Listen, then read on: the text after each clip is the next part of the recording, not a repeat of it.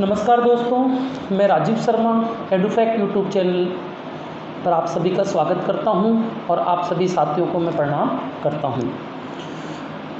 ये जो वीडियो मैं लेके आया हूं वो फीस कमेटी के लिए है और फीस कमेटी क्या होती है इन सब के बारे में बात नहीं करूंगा अभी मैं, क्योंकि सब कुछ मैं आपको पिछले वीडियो में समझा चुका हूं। इस वीडियो में बेसिकली मैं आपसे सिर्फ बात करने वाला हूं कि आपको पोर्टल पर करना क्या है। तो सबसे पहले आप एक चीज़ क्लियर कर लें कि अभी हम जो बात कर रहे हैं इन दिनों में, हम बात कर रहे हैं फ़ीस कमेटी की। हम बात कर रहे हैं स्कूल लेवल फ़ीस कमेटी जो फ़ीस निर्धारित करती है। हम बात कर रहे हैं फ़ीस निर्धारण समिति के बारे में। अब कुछ साथी मुझे कुछ स्क्रीनशॉट भेज रहे हैं या कुछ अपनी समस्या बता रहे हैं, वो इस फ़ीस लेवल जो कमेटी है उसको जो हम प्रत्येक वर्ष एवरी ईयर हम जो भौतिक सत्यापन रिपोर्ट में जो हम फीस भरते हैं उससे लिंक कर रहे हैं कि सर हमें यहाँ पर क्या फिल करना है, जबकि मैं बात इसकी कर रहा हूँ। तो मैंने आपको पिछले वीडियो में बताया कि आप मुख्य पृष्ठ पे जो होता है, जो सबसे पहले लॉगिन करते ही आता है, उसके ऊपर आप देखेंगे विद्यालय प्रोफाइल, उसमें जो फीस निर्धारण है वहाँ की अपन बात करते हैं। एक मैंने आपसे कहा था कि प्लीज़ अभी कोई आप जल्दबाजी मत करना, क्योंकि ये एक बार लॉक हो गया तो इसको एडिटिंग करना पॉसिबल नहीं है, ये लॉक खुलवाना मुश्किल है। फिर 3 साल बाद पोर्टल खुलेगा। कुछ साथियों ने जल्दबाजी कर दी, ऐसा आपको नहीं करना चाहिए था, मैंने आपको पहले भी बोला था। एक दूसरा मेरा आप सभी साथियों से निवेदन है कि कोई भी इस तरीके का वीडियो हो जो ज्ञानवर्धक हो, जो आपको लगता है कि ये वीडियो किसी अन्य साथी के काम आएगा, तो हमें उसको शेयर करना चाहिए। तो आप लोग जो भी है इस वीडियो को आगे शेयर करो, आपके जो भी स्कूल संचालक है, जो भी आरटी पोर्टल पर काम करते हैं, ताकि उनके गलती होने से बचें। ठीक है, तो हम स्टार्ट करते हैं वीडियो को। आइए हम बात करते हैं। सबसे पहले हम यदि देखें कि अभी हमें करना क्या है, अभी हमें हमारी फ़ीस फिल करनी है पोर्टल पे। अब जो सबसे पहला क्वेश्चन आप लोगों का मेरे पास आ रहा है वो ये आ रहा है कि सर वहाँ पर 21-22 लिखा हुआ आ रहा है। मोस्टली मैंने जितने भी लॉगिन करके देखे हैं सभी के 21-22 आ रहा है लिखा हुआ। ये क्यों आ रहा है, थोड़ा आप इसे समझने की कोशिश करें। मैं एक एग्जांपल देता हूँ। मान लीजिए मैंने एक नया स्कूल स्टार्ट किया, वर्ष 20-21 में ले लीजिए या 19-20 में ले लीजिए। मेरा नया पीएसपी कोड अलॉट हुआ, मेरे को नई मान्यता मिली, लेकिन जब मैं वहाँ पर फीस की एंट्री कर रहा था, कहाँ पर, कौन सी जगह, विद्यालय प्रोफाइल में जो फीस निर्धारण है वहाँ पर जब हम लॉगिन करते थे, फीस फिल करते तो वहाँ पर लिखा हुआ रहता 18-19 की फ़ीस आप यहाँ पर फिल करिए। अब 18-19 में तो स्कूल ही नहीं थी। तो ये जो पोर्टल है यहाँ पर जो इसमें व्यवस्था है वो हर 3-3 साल के यूँ कहें कि ग्रुप में है। पहली 18-19 में थी, इससे पहले कब थी मुझे पता नहीं है। 18-19, 19-20 और 20-21, 18-19, 19-20 और 20-21। तो अब अगला क्या आएगा, 21-22। पोर्टल अभी खुला है लेकिन वहाँ पर 21-22 ही आ रहा है। तो अब आप चाहे फीस निर्धारण 22-23 के लिए करें या 21-22 के लिए करें, पोर्टल उसको 21-22 ही समझ रहा है। एक दूसरा क्वेश्चन आया है, सर क्या हम हर साल 10% फीस बढ़ा सकते हैं? इस अधिनियम में, इस एक्ट में कहीं भी नहीं लिखा हुआ है कि आप हर साल 10% बढ़ा सकते हैं या हर साल आप नहीं बढ़ा सकते। इतना ये है कि आप जो फीस तय करेंगे वो 3 साल में एक बार करेंगे। अब 3 साल में जो फीस एक बार तय करेंगे, यानी जो फीस जो कमेटी बैठेगी वो 3 साल में एक बार बैठेगी और 3 सालों की फीस तय एक बार कर देगी। अब चूँकि जो हमारा पोर्टल होता है वो 3 साल में एक बार खुलता है, प्लस उसमें ऐसी कोई व्यवस्था ही नहीं है कि आप जो 3 साल की जो फीस तय कर रहे हो कि इस साल के लिए कितनी, अगले साल के लिए कितनी, उससे अगले साल के लिए कितनी।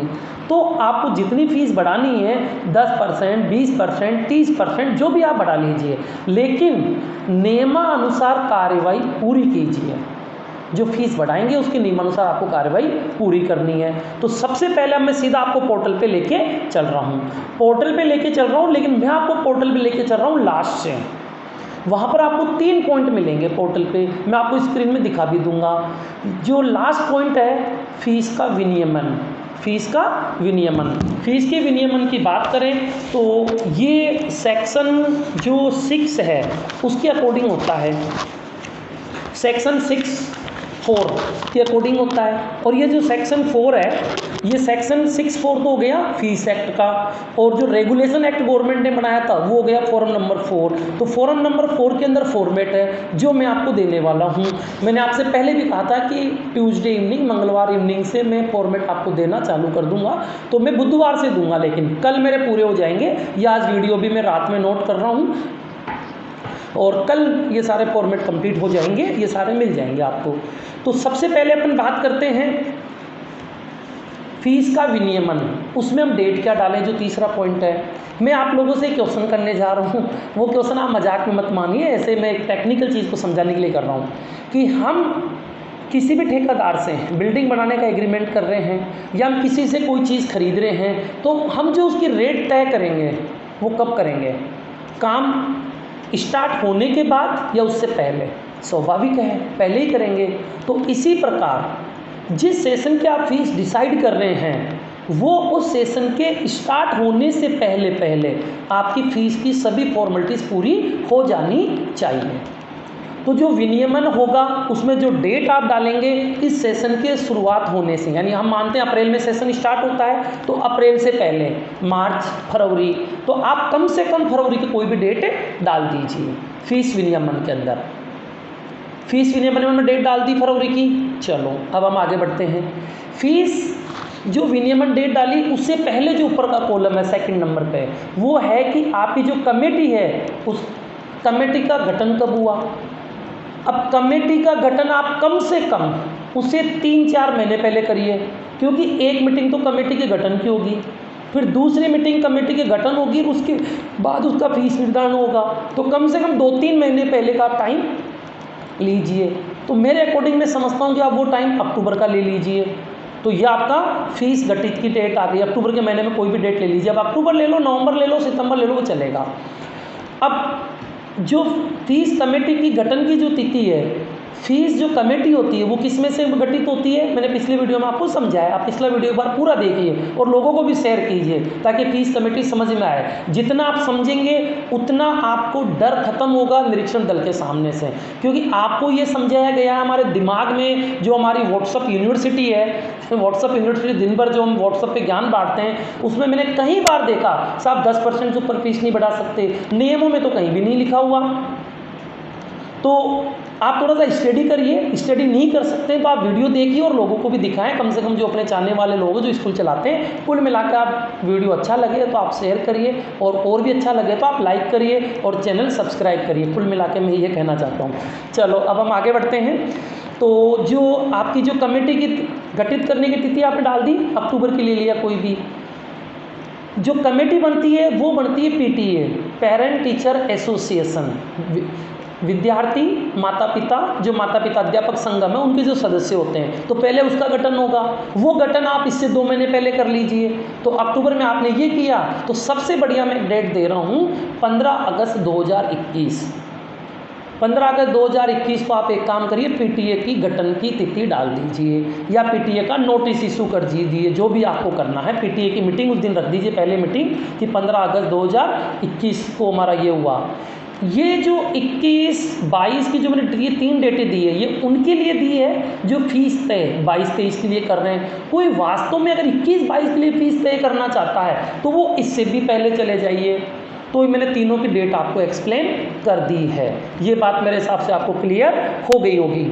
अब हम आगे बढ़ते हैं। फीस भरेंगे अपन, जो भी आप फीस भरें लॉक हो जाएगी। ध्यान रखना, कोई जीरो कम ज़्यादा का ध्यान रखना, 2 बार 3 बार चेक कर लेना। नीचे सर हमने तो सुरक्षित ही किया था, सुरक्षित करते ही लॉक हो गया, बिल्कुल 100%। यहाँ पर आप जैसे ही सुरक्षित करेंगे वो लॉक हो जाएगा। अगर आपकी मान्यता दोनों मीडियम में, हिंदी और इंग्लिश, तो आप दोनों की फीस भरिए। अगर आपकी मान्यता एक ही मीडियम में तो आप एक ही भरिए। तो ये तो रहा हमको पोर्टल पे फीस भरने का तरीका। तो अब आप सब लोग इन डेट का ध्यान रखते हुए प्रॉपर वे में आप पोर्टल पर एंट्री कर दीजिए। फीस आपको कितनी डालनी है आप देख लीजिए। फीस बढ़ाने पर आपके ऊपर कोई बाउंडेशन नहीं है, लेकिन कंडीशन एक ही है, नियमानुसार। अब नियमानुसार क्या होता है कि आपकी जो लीगल फॉर्मेलिटीज़ है वो नियमानुसार होनी चाहिए। लीगल फॉर्मेलिटीज़ कैसे करेंगे, इसका मैं पहले एक छोटा सा एग्जांपल लेता हूँ। आपने कभी भी लाइफ में क्या किसी भी बैंक से कोई लोन लिया है? कोई होम लोन, पर्सनल लोन, किसी भी प्रकार का कोई भी लोन लिया है? जब आप लोन लेते हैं तो वहाँ पर हम एक एप्लीकेशन फॉर्म भरते हैं, एक एग्रीमेंट भरते हैं। जितना भी वो फॉर्मेट्स होते हैं, आपने नोटिस किया होगा, वो सारे के सारे इंग्लिश में होते हैं। क्यों होते हैं इंग्लिश में? शायद हो सकता है वो हिंदी में हो और अपने समझ में आ जाए तो हम लोन लेने से ही मना कर दें। तो मैंने इनडायरेक्ट रूप में आपको इशारा कर दिया है कि हम जो फॉर्मेलिटीज़ करेंगे वो हम पूरी इंग्लिश में करेंगे तो ठीक रहेगा। सर अगर हमारा स्कूल हिंदी मीडियम में है तो भी क्या हुआ? हमारा पूरा देश ही हिंदी बोलता है, लेकिन हमारे जो लीगल फॉर्मेलिटीज़ होती है, जितने भी बड़े बड़े जो भी सुप्रीम कोर्ट वगैरह, हाई कोर्ट है, वहाँ सारे इंग्लिश में होते हैं। तो आपका स्कूल किसी भी मीडियम का, उससे क्या फ़र्क पड़ता है? आप इंग्लिश में फॉर्मेलिटीज़ कर लीजिए, कोई दिक्कत नहीं है, चलेगा। अब मैं आपकी एक हेल्प करते हुए, एक कदम आगे बढ़ते हुए मैं आपकी हेल्प कर रहा हूँ। हमारे जो भी साथी ये चाहते हैं कि सर हमें फॉर्मेलिटी करने में प्रॉब्लम्स आ रही है, तो ये सारी फॉर्मेलिटीज़ आपको मैं करके दे दूँगा। आपको क्या करना रहेगा, मेरा जो निजी नंबर है व्हाट्सअप, मैं स्क्रीन पे आपको नंबर शेयर कर दूंगा और डिस्क्रिप्शन बॉक्स में भी लिख दूंगा। आप मुझे एक ही मैसेज में, सिंगल मैसेज एक ही बार टाइप हो, उसमें आपका स्कूल का नाम, डायरेक्टर का नाम, मोबाइल नंबर और एड्रेस, ये आप मुझे भेज देंगे तो मैं आपके स्कूल के नाम से एक पूरी फाइल तैयार करके उसकी PDF मैं आपको सेंड कर दूंगा। आप उसका कहीं भी प्रिंट निकाल लेना और वो प्रिंट निकालने के बाद सिर्फ आपको क्या करना है, उसके अंदर ओनली आपको इसमें सिर्फ यहाँ पर नाम लिखना है। मैं स्क्रीन में दिखा दूंगा, चलो कोई दिक्कत नहीं है, और पहले मैंने पिछली वीडियो में दिखा भी रखा है। जहाँ नेम ऑफ स्कूल है वहाँ नाम लिखना है, जहाँ प्रेसिडेंट है उसका नाम लिखना है। इसके अंदर कौन कौन से डॉक्यूमेंट लगेंगे उनकी अपन थोड़ा सा डिटेल से अपन बात कर लेते हैं। आइए, सबसे पहले माता पिता अध्यापक संगम का गठन होगा। उसके लिए आप नोटिस देंगे अपने स्कूल के पेरेंट्स को, तो वो नोटिस का फॉर्मेट इंग्लिश में होगा, फॉर्म नंबर 1 के तहत होगा। वो नोटिस का फॉर्मेट एक आपके फाइल में लगाना है और एक आपको नोटिस बोर्ड में लगाना है। लगा देना बैक डेट में, कोई दिक्कत नहीं। उसकी चाहो तो उसकी फ़ोटो खींच के भी लगा देना, कोई चैलेंज नहीं कर पाएगा। फिर PTA की मीटिंग होगी। उस PTA की मीटिंग में सिर्फ PTA का गठन करेंगे हम, पेरेंट टीचर एसोसिएशन का, उसका गठन हो गया। फिर जो पेरेंट टीचर एसोसिएशन का जो गठन हुआ, उस मीटिंग में जो PTA के सदस्य बनना चाहते हैं, मेंबर्स बनना चाहते हैं, उनसे 50-50 रुपये चार्ज लेंगे। उसका एक फॉर्मेट होगा, वो फॉर्मेट उसके अंदर मिल जाएगा। उसके बाद जब PTA का गठन हो गया, उनसे पैसा ले लिया, उनका प्रेजेंट वगैरह जो भी उसमें हो गया, नेक्स्ट स्टेप आती है स्कूल लेवल फीस कमेटी का गठन। जो हमारी फीस कमेटी है, उसके गठन के लिए हमें नोटिस देना रहेगा। किसको नोटिस देना रहेगा? PTA के मेंबर्स को। पहला नोटिस सारे पेरेंट्स के लिए था। School level fees committee PTA के मेंबर में से बनेगी, उनको अपन नोटिस देंगे। वो PTA के मेंबर को नोटिस फिर से वही फॉर्म नंबर 1 में ही जाएगा। फिर उसके 15 दिन बाद मीटिंग होगी। उस मीटिंग के अंदर डिसीजन लिया जाएगा कि हम स्कूल लेवल फीस कमेटी का गठन करने जा रहे हैं। स्कूल लेवल फीस कमेटी का गठन हो गया। अगर पेरेंट्स कितने लेने हैं, सदस्य कितने लेने हैं, मैंने पिछले वीडियो में बताया। टोटल 10 सदस्य होंगे। एक अध्यक्ष होगा, एक सचिव होगा, सचिव हमारा प्रिंसिपल होगा, अध्यक्ष जो भी कमेटी का मुखिया जो भी प्रतिनिधित्व करता है वो कोई भी रह सकता है। 3 टीचर्स होंगे सदस्यों में और 5 पेरेंट्स होंगे। अगर PTA में अगर पेरेंट्स ज़्यादा हो रहे हैं कि सर मुझे आप सदस्य बनाओ, मुझे सदस्य बनाओ, तो आप एक लॉटरी डाल सकते हैं। उसमें लोगों का स्लिप डालकर आप लॉटरी निकाल लेंगे। उसकी भी मिनट्स रिकॉर्ड होगी। मिनट्स मीन्स कि आपकी कमेटी में क्या क्या हुआ, वो भी हमको इंग्लिश में रिकॉर्ड करना है, कोई दिक्कत नहीं है। तो इस तरह से हमारा स्कूल लेवल फीस कमेटी का गठन हो गया। स्कूल लेवल फीस गठन होने के कुछ टाइम बाद फिर हम वापस से नोटिस देंगे। अब नोटिस किसको देंगे? उन 10 मेंबर्स को। तो 10 मेंबर में एक तो अध्यक्ष होगा, एक सचिव खुद होगा, तो 8 मेंबर को हम नोटिस देंगे। तो 8 मेंबरों के नाम के नोटिस 8 का नाम लगा सकते हो या एक कॉमन नोटिस लगा सकते हो। इस नोटिस को मैं नोटिस बोर्ड में चिपकाने की जरूरत नहीं, कोई पर्टिकुलर लोगों को जा रही है तो उन 8 के नाम से नोटिस चिपका सकते हो, कोई इशू नहीं। 8 के अलग अलग नाम लिख के, या फिर आप एक नोटिस दे सकते हो ऑल मेंबर्स ऑफ, उसमें भी कोई इशू नहीं है। उस नोटिस के 15 दिन बाद मीटिंग होगी। मीटिंग के अंदर अध्यक्ष की तरफ से प्रपोजल रखा जाएगा कि हम ये फीस करने जा रहे हैं। वो फीस अपन 3 साल के लिए करेंगे एक साथ ही, जो भी करना है अपने को, क्योंकि अब कई लोग कह रहे हैं कि सर हम अगर ऐसा करें तो 10% इस साल बढ़ाएं, 10% अगले साल बढ़ाएं, 10% उससे अगले साल बढ़ाएं। आप कर सकते हो, लेकिन जो हमारा पोर्टल है वो तो अलग अलग भाषा समझ ही नहीं रहा, वो तो एक ही साल समझ रहा है। तो आप यहाँ पर एक साथ ही जितनी बढ़ानी है वो आप एंट्री कर दीजिए। मैंने बहुत सारे स्कूलों की जो मिनट्स उठा के देखा, उन्होंने ऐसा कर रखा है। हो सकता है कि वहाँ पर आरटी नहीं चलती हो, क्योंकि कुछ माइनॉरिटी स्कूल की मैंने मिनट्स उठा के देखी, जो क्रिश्चियन स्कूल्स है उनमें वहाँ आरटी नहीं होती, तो उनको आरटी का क्लेम भी नहीं मिलता है। तो उन्होंने इस तरह का निर्णय ले रखा है। चलो ठीक है, आगे बढ़ते हैं। मीटिंग के अंदर अध्यक्ष की तरफ से प्रपोजल रखा जाएगा। प्रपोजल फॉर्म नंबर 3 में रखा जाएगा। जो प्रपोजल रखा जाएगा, फिर प्रपोजल रखने के जो मीटिंग पूरी होगी उसके 30 दिन बाद या 30 दिन के अंदर अंदर, सॉरी 30 दिन बाद नहीं, 30 दिन के अंदर अंदर जो सचिव है एक कार्रवाई करेगा, सभी जो मेंबर्स उनसे क्या डिसीजन हुआ क्या नहीं हुआ, और एक नोटिस नहीं कह सकते उसे, फॉर्म भी बोलेंगे, उस प्रपोजल को एक्सेप्टेशन बोलेंगे, और वो मैनेजमेंट को देगा। कौन देगी? कमेटी देगी, जो हमारी 30 लेवल कमेटी, सॉरी माइक नीचे गिर गया, जो हमारी कमेटी होगी वो देगी, मैनेजमेंट को देगी। वही अपना फीस का डिसीजन होगा सेक्शन 4 के अनुसार। और ये सेक्शन 6/4 सब सेक्शन 4 के अनुसार ये रहा अपना सब कुछ। ठीक है, वीडियो ज़्यादा बड़ा हो जाएगा, आप गलती ना करें और अन्य लोगों को भी आप बताएं ताकि अधिक से अधिक लोगों को बेनिफिट हो। इस वीडियो को अधिक से अधिक शेयर करें और पिछला वीडियो आप ज़रूर देखें, उससे आपको ये सब कुछ समझ में आएगा, पीटीए क्या होता है क्या नहीं होता है। अब मैं एक छोटी सी इन्फॉर्मेशन और दे रहा हूँ मैं आपको, ये जो फॉर्मेट्स मैं आपको दे रहा हूँ उनकी देने की व्यवस्था क्या रहेगी। आप मुझे मेरे व्हाट्सअप करेंगे आपका स्कूल का नाम वगैरह, तो मैं वो पूरे फॉर्मेट्स आपके स्कूल के नाम से बन जाएंगे, फिर उसका पीडीएफ बना के मैं आपको व्हाट्सअप कर दूँगा। कोई चाहते हैं कि साहब मैं कोरियर कर दो, तो कोरियर थोड़ा सा मेरे लिए बड़ा प्रोसेस हो जाएगा, अभी हो भी नहीं पाएगा।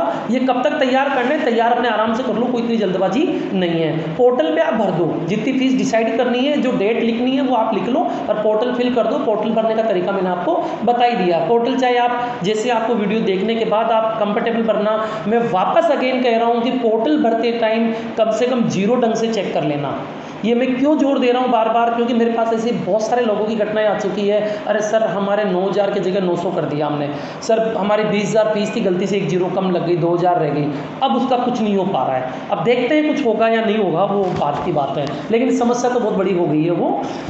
हाँ, तो आप मुझे भेजेंगे, मैं आपको व्हाट्सअप कर दूंगा, या आप मुझे मेल आईडी दे दें तो मैं आपको मेल कर दूंगा। मेल से आप कहीं से भी प्रिंट निकाल लें। एक दूसरा, अभी भी कुछ साथी ऐसे हैं जो कंप्यूटर फ्रेंडली नहीं बन रहे हैं, आप थोड़ा सा कंप्यूटर खुद चलाएं। अगर स्कूल में कंप्यूटर प्रिंटर नहीं है तो आप लगाएं, ज़रूरी है। कब तक आप मित्रों के भरोसे काम करते रहेंगे। इन सारी चीज़ों का मैंने एक नॉमिनल सा चार्ज भी रखा है। इसे आप चार्ज नहीं कह के इसे आप सहयोग राशि बोलें तो ज़्यादा अच्छा होगा, क्योंकि चार्ज तो वो होता है कि बिना वो चार्ज दिए आपका काम ही नहीं होगा। जैसे हम ट्रेन में बैठ के कहीं जा रहे हैं तो हमको टिकट लेना ही पड़ेगा, बिना टिकट लिए वो जाए वो अलग बात है, पर बाकी हमें टिकट लेना पड़ेगा, बिना टिकट लिए हम उसमें नहीं जा सकते हैं, वो चार्ज हो गया। तो इसमें भी मैं आपसे 251 रुपये सहयोग राशि के रूप में ले रहा हूँ मैं, ताकि बहुत सारे इक्विपमेंट्स वगैरह जो भी आगे मैं और कुछ सेवा कर सकूँ, उससे आप लोगों की और कुछ नई नई चीज़ दे सकूँ। परंतु किसी साथी को ऐसा लगता है कि नहीं सर मैं तो आपको 251 नहीं देना चाहता हूँ, लेकिन फिर भी मुझे आपसे ये पीडीएफ चाहिए, तो आप मुझे बेझिझक होकर व्हाट्सअप कर दीजिए, मैं आपको पीडीएफ सेंड कर दूँगा। आपके स्कूल के नाम से कोई इशू नहीं है उस चीज़ का। ठीक है दोस्तों, वीडियो बड़ा हो जाएगा, ऑलरेडी 18-19 मिनट का हो चुका है। वीडियो बड़ा हो रहा है, लेकिन उससे पहले मैं नॉन आरटी के जो बच्चे हैं उनका जो एसआर देने की व्यवस्था, उसमें भी आप गलती मत करिएगा। और अगर किसी साथी से गलती हो गई है, अगर एसआर नंबर गलत डाल दिया है, तो आप मुझे लेटर पैड के ऊपर आपकी समस्या लिख के भेज दें कि नया एसआर नंबर आप क्या चाहते हैं, उसको मैं मेल करके ठीक करवा दूंगा।